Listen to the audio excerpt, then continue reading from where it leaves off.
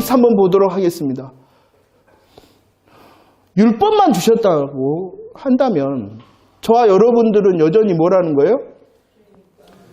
저주 가운데 있는 거죠. 죄인의 자리에서 벗어날 수가 없어요. 왜? 율법은 어떻게 지켜야 되기 때문에 전부 다 지켜야 되겠어요. 전부를 언제나 계속 지켜야 되겠다. 그럴 수 있는 사람은 없다. 그래서 무엇을 주셨다? 성막을 주셨다라고 말씀합니다. 이 성막은요, 특별히 성막의 시작의 핵심은 뭐냐 그러면 성막 이제 나중에 이제 출애굽기를 배우면서 하나하나 살피도록 하겠습니다만 성막에서 시작의 가장 큰 은혜는 뭐냐 그러면 본제단이에요. 본제단. 대부분 이것을 제단이다 그래요. 제단이라 그러면 99% 앞에다 뭔 자를 붙이면 되냐 그러면은 번제단. 이것은 무엇이겠어요? 가장 쉽게 말하면 십자가의 희생의 죽으심을 말하는 거예요. 시작의 죽음. 그리고 이 시작과 함께 하나님께서 주시는 영광의 온전한 장소가 있는데 그것이 바로 지성소죠. 지성소에 있는 것이 무엇이냐 그러면은 법궤가 있습니다. 법궤. 이 법궤 위에 덮인 뚜껑이 있어요. 뚜껑. 그것이 무엇이냐 그러면은 법궤의 뚜껑을 속죄소라 그러기도 하고 시은자라 그러기도 합니다. 안 들어보셨어요? 들어봤어요? 안 들어봤어요? 아, 그런 거예요. 아시겠어요? 시은자라는 것은 하나님께서 은혜를 베푸시는 것이다. 왜 그러냐 그러면은 여기에 보시면 오늘 문제에 보면은 124번 보세요. 그 속죄소를 어떠한 장소로 묘사하고 있어요? 피를 뿌리는 장소다 그래요. 이 피를 뿌려 무엇이 시작되어지는 거예요? 은혜가 시작돼요. 피를 뿌림으로 뭐가? 속죄. 이해가 되십니까? 예, 보세요. 그런데 이것을 성막을 주시는데 그 성막은 왜 성막을 주셨냐 그러면은 그 문제 123번의 해석을 한번 보도록 하겠습니다. 성막은 어떠한 의미를 품고 있어요? 그리스도께서 시작. 그리스도께서 번제단, 물두멍, 속죄소도 얻게 된다. 율법을 통해서는 죄라는 문제를 깨닫게 되고 없으니 구약의 성도들은 율법만 주시면, 그러나 성막은 그리스도께서 성취하실 예수 그리스도의 십자가와 부활이기 때문에 십자가와 부활로 구원을 얻게 되어진다라고 말합니다. 그럼 성막을 주시지 않았으면 저주뿐이고 구원이 없게 되어지는 것이죠. 그래서 하나님께서는 이 성막을 지을 때 특별한 경고를 하셨어요. 어떻게 하냐 그러면은 보이는 식양대로 모양대로 해라라고 말합니다. 구원의 방법과 구원의 계획과 구원의 방법은 누가 결정하신 거예요? 하나님께서 하셨잖아요. 그렇기 때문에 아무리 우리들이 생각할 때 좋음의 방법이 아니라 하나님께서 보여주신 식양대로 해야 된다라고 말하는 것입니다. 이해가 되십니까? 식양대로 하나님 말씀대로 되었다라는 것이 이제 출애굽기의 이제 핵심적인 내용입니다. 왜냐 그러면 하나님께서 계획하시고 하나님께서 성취하실 복음이기 때문이라는 것이. 복음이 세워지려 그러면은 어떠한 일이 있겠어요? 그 복음을 무너뜨리려는 역사가 있죠. 그래서 우리들이 그때 열왕기 살피면서 했잖아요. 옮겨버립니다. 놋제단, 여기서 보면 놋제단 옮겨버리고 다른 것을 두게 하고, 이것은 뭐냐? 다른 복음이라 이렇게 말씀을 드렸던 겁니다. 이해가 되십니까? 자, 보도록 하겠어요. 자, 124번. 그러면 보세요. 하나님께서 율법을 주셨을 뿐만 아니라 그 율법을 통하여 문제를 깨닫고 성막을 주게 하셨어요. 그 성막을 통하여 하나님께서 하시고자 하신 일이 있어요. 전부와 최고라 그랬어요. 그것을 이 속죄소를 통하여 시은자를 통하여 하나님께서 하시는 일이 있어요. 하시고자 하는 일이. 그것이 무엇이냐? 25장 22절 말씀. 문제를 먼저 읽어보고 문제 한번 읽어보도록 하겠습니다. 피를 준비 시작. 피를 뿌리는 속죄소에서 하나님께서 행해 주시겠다는 두 가지가 무엇이며 신약의 성도들의 이런 일이 언제 일어났는가? 말씀 읽어보도록 하겠습니다. 시작.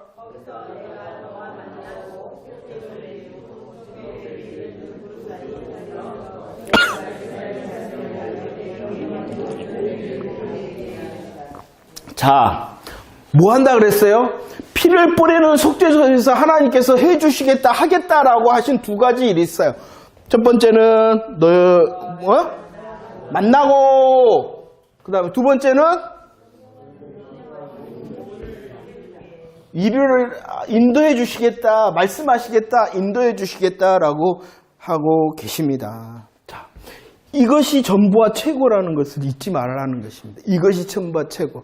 하나님의 영광 가운데 있고 그 하나님의 뜻을 향하여 우리에게 주신 하나님의 관심을 향하여 갈 수 있는 것, 이것이 전부와 최고의 복을 누리는 중이다라는 것을 잊지 마시기를 바랍니다. 이 일을 하겠다.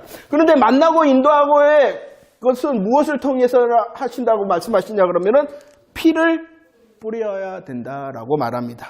그래서 이것을 히브리서 10장 19절에서는 이렇게 적용하고 있어요. 읽어보도록 하겠습니다. 말씀 시작.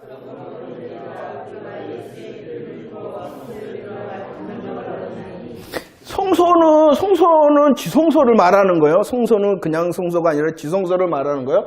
지성소에 들어가기 위해서는 피를 뿌려야 돼요. 속죄소에.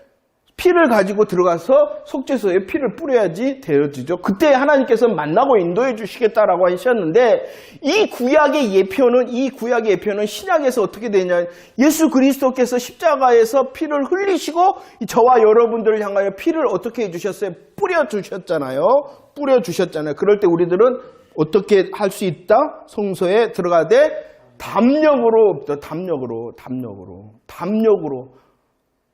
얼굴 딱 쳐다들고 그냥 빳빳하게 들어가야 한다는 거예요.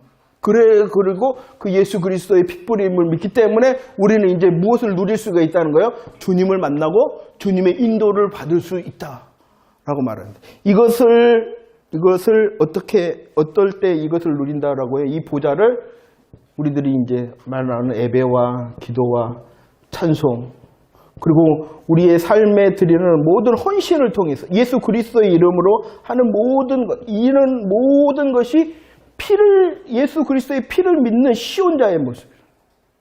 예배당에 와가지고 이렇게 예배 드리는 것뿐만이 아니라 예수 그리스도의 이름으로 하는 모든 여러분들의 삶이 지성소라는 것을 잊지 말라는 것이에요.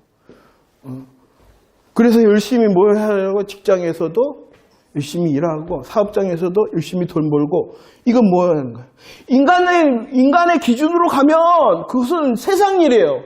하지만 그 세상 일이라 할지라도 주의 이름으로 하고 내가 누리는 전부와 최고의 복으로 하면 그 세상 일이 아닌 거예요. 거룩한 예배가 되어지는 거예요. 예배는. 이분법으로 이거 탁 나눠갖고 세상 일 교회 안에 있지 않으면은 탁 나가는 순간 세상 일이 아니라는 거예요. 그러니까 느헤미야가 뭐라 했습니까? 기도했으니까 뭐 해야 된다고 이제? 더 열심히 해야 돼요. 기도했으니까 더 열심히 해야 된다는 거예요. 예수 그리스도 안에서 우리들을 누리게 하셨으니 그 예수 그리스도 이름을 붙들 때에 그것이 바로 예배가 되어지기 때문에, 성소로 나가는 것이기 때문에. 그죠? 저는 가끔씩 우리들 세상 속에서 세상 일을 하다, 물론 그래요. 하지만 의미적으로는 그것은 약간 우리들이 지향해야 될 말이에요. 이해를 하셨죠? 세상 일이에요. 하지만 그 세상 일은 예수 그리스도의 이름으로 적용할 때 만나고 인도함을 받는 하나님의 것이에요. 그러니까 그것도 예배라는 거야. 우리의 신앙의 정립이 세워지면 내 삶에 맡겨진 일을 얼마나 더 열심히 해야 되겠냐 이 말이에요. 여러분들의 사업, 여러분들의 직장, 여러분들의 가정일이 하나님, 내가 예수 그리스도 안에서의 이름을 걸고 이 자리에 서 있습니다 하면은 세상 일이 아닌 예배라. 더 열심히 하고 더 이런 세상의 전부와 최고의 은혜의 복음을 통하여 우리의 삶이 열매 맺기를 원하며 힘쓸 때에 주님의 함께 하심이 임할 줄로 믿습니다.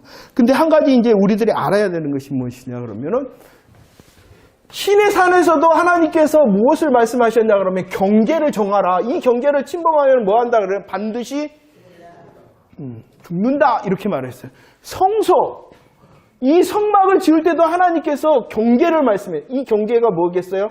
성막의 경계. 그러죠. 휘장.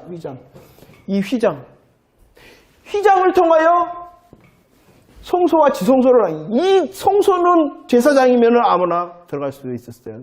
그 일을 수행하기 위해. 하지만 이 지성소는 대제사장만이 들어갈 수 있는, 대속죄일에 들어갈 수 있었다는 것이에요. 이걸 말하는 것이에요. 저와 여러분들의 위치는 들어갈 수도 없었어요. 아니, 들어간다는 주님을 섬길 수가 없었어요. 그러나 예수 그리스도의 핏부림을 통하여 이 놀라운 영광을 누리게 돼. 지성소의 영광을 누리는 거예요. 언제나 어디서나. 이게 전부와 최고라는 것이죠. 그리고 그 전부와 최고를 통하여 내 삶에 함께하며 예배가 소중하듯이 내 삶에 드리는 예배도 소중하다. 내 개인이. 근데 우리는 가면을 잘 쓰잖아요. 어디가 더 쉬워? 어디가 예배 드리는 거 더 쉬워요? 함께 예배 드리는 것이 쉬워. 그렇잖아요? 나만 그런가?